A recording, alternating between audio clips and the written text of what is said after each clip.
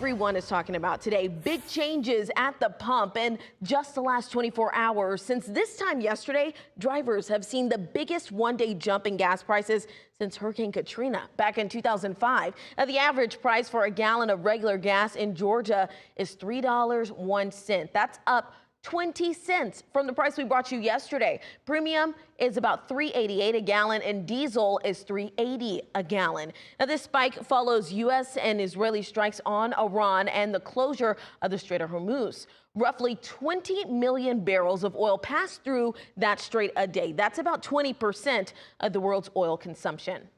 Some crude oil can leave this region via pipeline, but it's the equivalent of trying to push a watermelon through a golf hose. It's not enough, and there's too much trying to go through too little of a route.